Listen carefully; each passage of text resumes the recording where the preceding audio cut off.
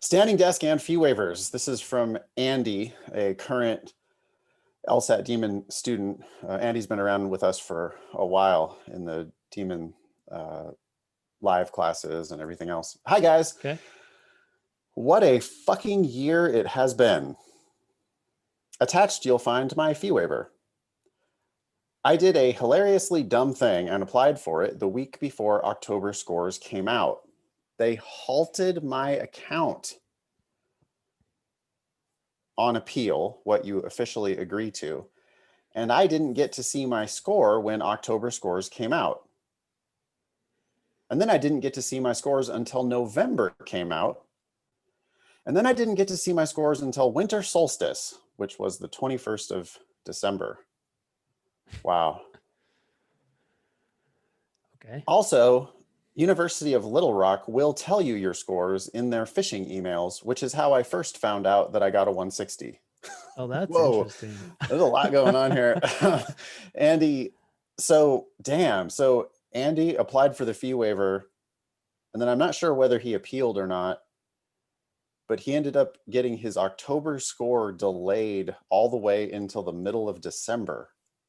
I don't understand why they put a hold on your account. Because they don't want to refund you the money that you end up paying? Or why not just say, well, we'll give you a fee waiver and apply those discounts as soon as your fee waiver becomes active, but all previous things are paid for if you want to pay for them? Like, I don't understand the hold. The only explanation for most of the stuff they do is because they can. Why they would do or it? no one thought it. Yeah. I don't know. They seem, but this is rampant in the world today. People doing things that seem to cause themselves extra work, right? There's just like so many bad customer service things, so much shit that's so poorly explained. And it's like, what are you doing? You're trying to fuck yourself, basically. I don't, because I mean, I would just imagine that what this policy is going to cause is people like Andy to call them every day and send them a million emails. For what? I don't get it. Anyway, I missed a lot of admission deadlines from this ordeal, and I'm proud of my 160, although I realize its limitations, along with not sending out my official apps until December 23rd. Okay. I'm starting a new job, first-time legal assistant, in a new city on Monday, and in the, quote, just hanging out time, I'm deciding to take the April LSAT so I can try to bump those rookie numbers into something awesome. If it means I have to spend another year waiting around for law school, well, maybe I'll get another shot at some better schools. I'm one of those COVID people who had to move across the country and lost a bunch. So another year of my life making a little more moolah to give to law school, and he wrote law school as one word with a $S. Another year of my life making a little more moolah to give to law school hardly seems like a prison sentence. Let's hope I have some good instincts. And with that book, attached is my LSAC fee waiver approval. May I please get a promo code for the demon? Parentheses, whatever the options are for a shit-kicking fee waiver queen like myself. Thanks and praise the yada, yada, yada, Andy. Any thoughts, Ben? I'm glad that Andy is open to taking another year to bring up his 160 because, I mean, I'm assuming he won't take a year to do that, but I mean, whatever the system is, and LSAT is just worth a lot of money. A score is worth a lot of money. People don't want to spend the time, but you just can't make that kind of money anywhere else at this age. Yeah, Andy, I didn't see this bottom part. It's Andrew Hafkowitz. I bet that's pretty close. Hafkowitz. Mm-hmm. In the signature, it's educator/writer/performer. Andy's a comedian. PS. Well, before I get to the PS, I think it's clear that Andy should retake the LSAT and reapply for law school at the beginning of the next cycle. Yep. I don't. 160 is not that great. It's like, good job. I'm glad you made it that far. But with another few months of studying, I think 165 is in range. And with a 165, you're going to get like tens of thousands of dollars more money at whatever school the 160 is going to get you into. Yeah. You know, you've got the fee waiver now. So by the way, Andy's taking advantage of our fairly generous fee waiver program.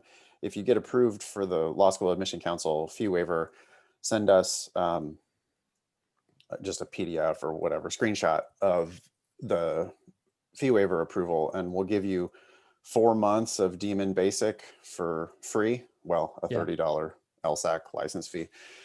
4 months though of Demon Basic for essentially nothing. Yeah. We'll also give you 20% off if you want to do a premium or a live subscription. It's worth a lot of money, the LSAC fee waiver. Now that Andy's got it, I think he should take advantage of that.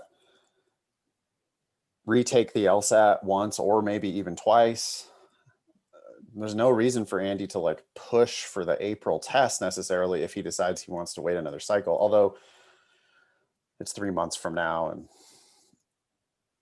there's no point in dragging it out. he could, and he could take it again after that in the summer as well, and still be right? early. The fee waiver gives you 2 free LSATs, so yeah, I would be more like, study your ass off for 3 months, take it in April, take it again sometime this summer, apply smarter. He already applied late. I mean, he already applied at Christmas. Yeah. Which is middle of the cycle.